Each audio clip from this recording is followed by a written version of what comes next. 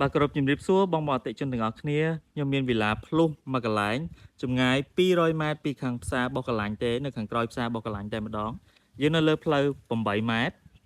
បាទនេះហើយខ្ញុំមានតែ2វិឡានេះទេម្ចាស់តែមួយបងទិញមួយក៏បានបើទិញ2មានតម្លៃពិសេសជូនសម្រាប់តម្លៃខ្ញុំនឹងដាក់នៅខាងក្រោយវីដេអូអញ្ចឹងខ្ញុំសូមធ្វើប័ណ្ណបង្ហាញពីទំហំដីជូនបងបន្តិចបាទអញ្ចឹងដីវិឡារបស់យើងគឺ7កន្លះគុណនឹង16កន្លះសម្រាប់សាច់ផ្ទះគឺ5គុណនឹង10ឥត20ពីបន្ទប់គេងពីបន្ទប់ទឹកបងណាឥឡូវខ្ញុំសូមចូលខាងក្នុងមើល detail បន្តិចបាទអញ្ចឹងបើកចូលមកគឺយើងមានកន្លែងចំណតរថយន្តធំទូលាយបាទហើយកន្លែងនេះយើងអាចរៀបចំសួនបានសម្រាប់ចំហៀងនៅសល់2ម៉ែត្រកន្លះអាចរៀបចំសួនថែមខាងនេះបន្តិចទៀតក៏បានដែរខាងក្រោយនៅសល់1ម៉ែត្រប្រព័ន្ធទឹកភ្លើងគឺមានមួយសេតស្អាតបាតតែម្ដងបាទខ្ញុំសូមបង្ហាញខាងក្នុងអញ្ចឹងសម្រាប់ជាន់ខាងក្រោមជាន់ទី1គឺយើងមានជា living room បាទបន្ទប់ទទួលភ្ញៀវបាទហើយបើក្រោយមកគឺយើងមានផ្ទះបាយបងអាចរៀបចំ dining room នៅកន្លែងនេះបានហើយយើងមានកន្លែងដាក់អីវ៉ាន់បាទសម្រាប់ទ្វារខាងក្រោយគឺយើងមានទ្វារចេញបាទនេះ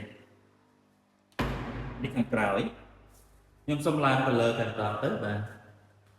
ចឹងបន្ទប់គេងរបស់យើងគឺនៅខាងលើផ្ទះស្អាតផ្ទះថ្មីអត់ទាន់មានអ្នករស់នៅទេបងណាបាទអូខេចូលមកដល់បន្ទប់ទី1បាទធំទូលាយចឹងនៅខាងក្នុងគឺមានបន្ទប់ទឹកស្រាប់ហើយនឹងទូដាក់កៅបាទនេះគឺទូដាក់កៅចូលដល់បន្ទប់ទី2អូខេធំទូលាយសំរុំសម្រាប់បងដែលមានគ្រួសារតូចបាទកូន1កូន2អីគឺមកល្មមសំរុំតែម្ដងមានទូកៅដូចគ្នាមានវេរ៉ាំដាមួយបាទអូចេញមកគឺខ្យល់ល្វឹងតែម្ដងត្រជាក់ស្រេបបាទបងផ្ទះនេះមានតម្លៃតែ65000តែម្ដងហើយជាតម្លៃចរចាបើបងយកទាំងពីរមានតម្លៃពិសេសជូនអរគុណច្រើនបាទ